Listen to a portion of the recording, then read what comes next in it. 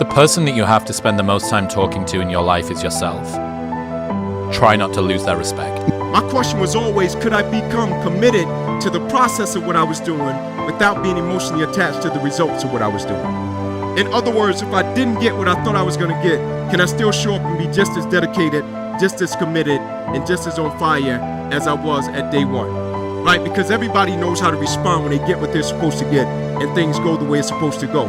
I think that's the reason the quote says you judge the character of a person not by where they stand in times of comfort and convenience. You judge the character of a person by where they stand in times of challenge and controversy. You got some of the most brilliant people on the face of this planet. When they hit adversity, they can't fight themselves out of a paper bag. And it's not even that they don't have the will, like they got it. It's that the perspective about the adversity isn't right.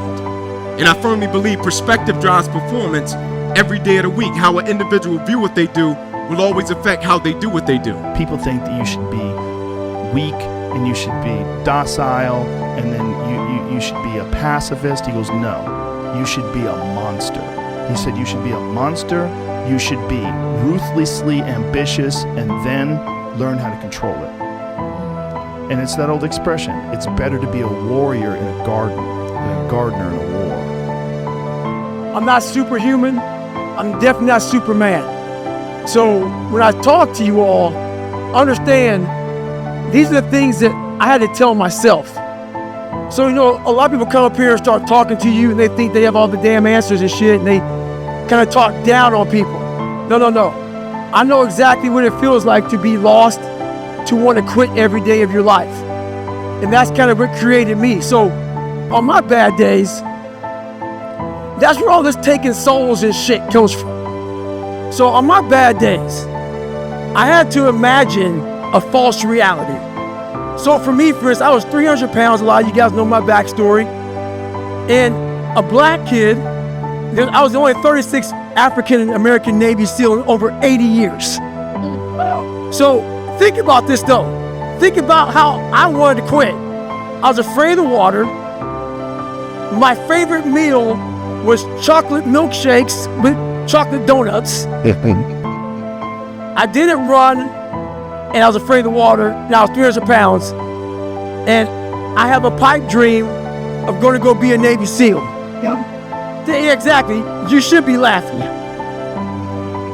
Every morning I woke up, and I had less than 3 months to lose 106 pounds to get into the Navy. Every morning I woke up, I wanted to quit. During runs, I quit. During my diet, I quit. During swims, I quit. I quit every single day during this 2.5 months. But at the end of the day, what kept me going was I saw a video of 18 men graduating from Navy SEALs training. And all I thought about was, what if my black ass can be up there on that fucking stage one day and I can pull off this fucking miracle that no one saw. There wasn't no fucking social media. There wasn't no watch David Goggins lose 106 pounds in 2.5 months. There wasn't no, diet plan and shit. No, there was nothing. No one saw it. My mom, she's here in the audience right now. She saw it, and she's the only one that saw the transformation. But I knew it. I saw it. That whole accountability mirror that I talk about and can't hurt me. Every morning I woke up, I had a real conversation with that dirty mirror. And every day, the same answer came back to me. Do you want to be on your deathbed knowing that you could, but you didn't? The thing you're chasing, you're never going to hold in your hand, and you can do it anyway. That's the beautiful thing about it. Sacrifice it all for one more chance to play the game, knowing I can never take it with me. It don't matter whose fault it is that something is broken, if it's your responsibility to fix it. For example, it's not somebody's fault if their father was an abusive alcoholic, but it's for damn sure their responsibility to figure out how they're going to deal with those traumas and try to make a life out of it. It's not your fault if your partner cheated and ruined your marriage, but it is for damn sure your responsibility to figure out how to take that pain and how to overcome that and build a happy life for yourself. Fault and responsibility do not go together. It sucks, but they don't. When something is somebody's fault, we want them to suffer. We want them punished. We want them to pay. We want it to be their responsibility to fix it, but that's not how it works, especially when it's your heart.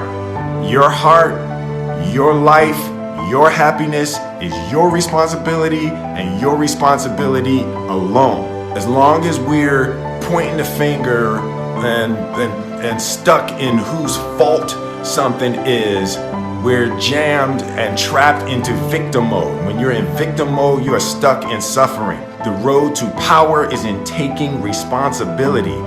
Your heart, your life, your happiness is your responsibility and your responsibility alone. Once you see it at that level, that becomes your new baseline. That standard will maintain that standard until a singular individual knocks that out. Once he beats it, everybody else kind of looks around like, well, that's possible. What if him and 6 dudes do it? Oh, shit.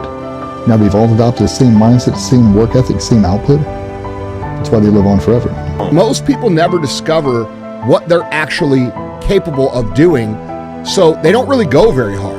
But once you get a taste, once you understand, like, oh, this really is as simple as inputs and outputs. And if I do the right inputs and I allow time to do its job, it produces the output I want. Once you understand that mentally, it unlocks a whole new level inside of you, because now you understand the rules of the game. It's not mystical anymore. It's not an accident anymore. It's not luck anymore. You understand. And when we spend our whole lives around people who believe that it's luck or circumstance or, it's out of our control, once we figure out that it is in our control, it puts a whole new level of enthusiasm and drive and ambition within us. And I believe in life, you got 2 separate people. You got champions, right? And they go through things in life that are self-inflicted. They bring it upon themselves, they get through it, they say, man, I got through it.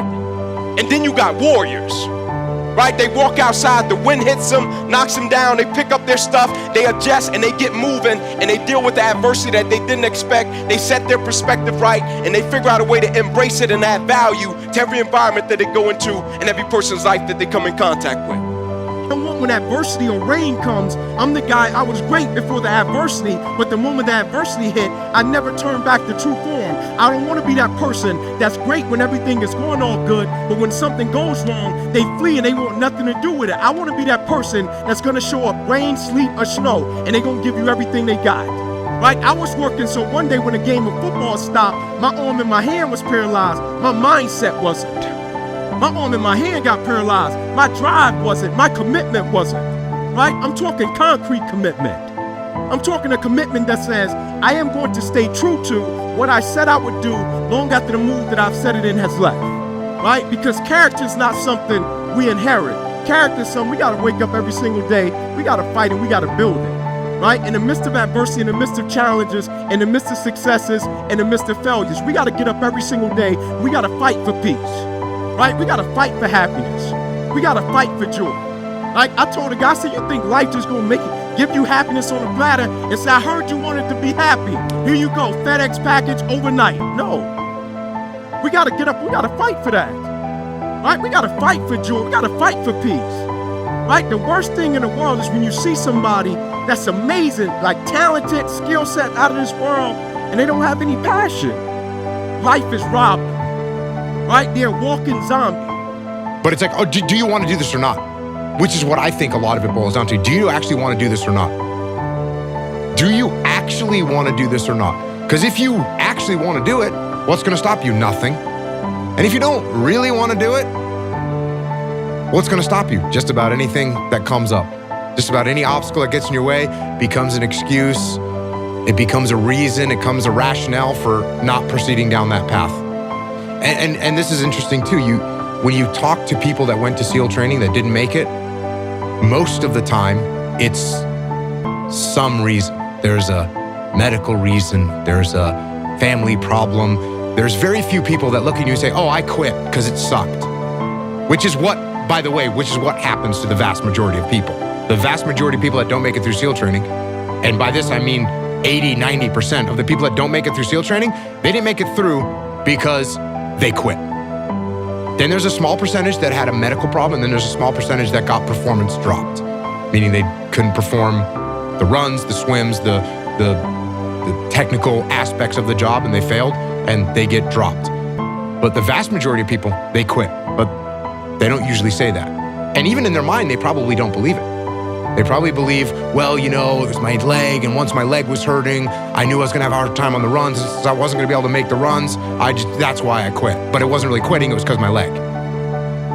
So, I don't care how good you are in anything, you don't have discipline, you ain't nobody. Right. You're nothing without discipline, because you give up under the slightest struggle without discipline. 100%. With discipline is doing what you hate to do, but do it like you love it. Doing what you hate to do, but do it like you love it. That is a great quote. And if you can do that, you could be successful in anything.